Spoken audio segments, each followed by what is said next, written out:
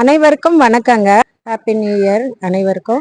இப்போ நான் சொல்றது வந்து, இப்போ நம்ம மாடி தோட்டத்திலே நம்மளுக்கு உடம்புக்கு தேவையான சில செடிங்க வந்து நம்ம வளர்த்துக்கலாங்க.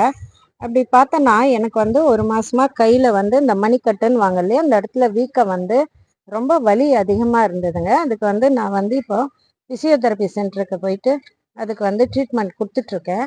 அப்பதான் வந்து டாக்டர் வந்து சொன்னது என்னன்னா, கொஞ்சம் வயது ஆகும்போது நம்மளுக்கு வந்து இந்த மணிக்கட்டில் கால் மூட்டுல அந்த இடங்கள்லாம் சத்து பற்றாக்குறையோ இல்லை நம்ம ஹார்ட் ஒர்க் நிறைய பண்ணுறவங்களுக்கு இந்த மாதிரி வலி எல்லாம் ரொம்ப வரும் அப்படின்னு சொல்லுவாங்க.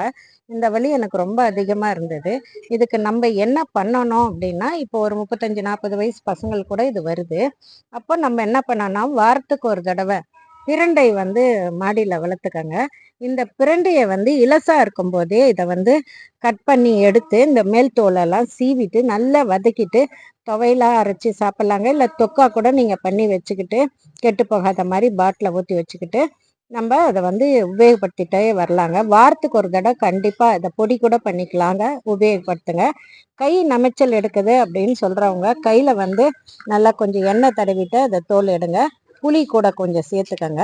அடுத்தது நம்ம பார்க்க போகிறது சுண்டக்காங்க. சுண்டக்காவும் வந்து வாரத்துக்கு ஒரு தடவை நீங்கள் சாப்பிட்டீங்கன்னா அதில் வந்து உடம்புக்கு தேவையான அனைத்து, அதாவது கை கால் மூட்டு வலி, அப்புறமா இந்த எலும்பு தேய்மானம், இதுக்கெல்லாம் வந்து நல்ல வகையில் துணை புரியுங்க.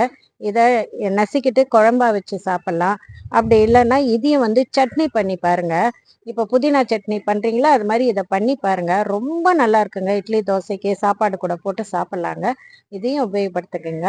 அப்புறமா நம்ம மாடியிலே கிடைக்கக்கூடிய நெல்லிக்காய், அப்புறமா வந்து அத்திப்பழம், இது மாதிரி எல்லாம் சாப்பிடுங்க.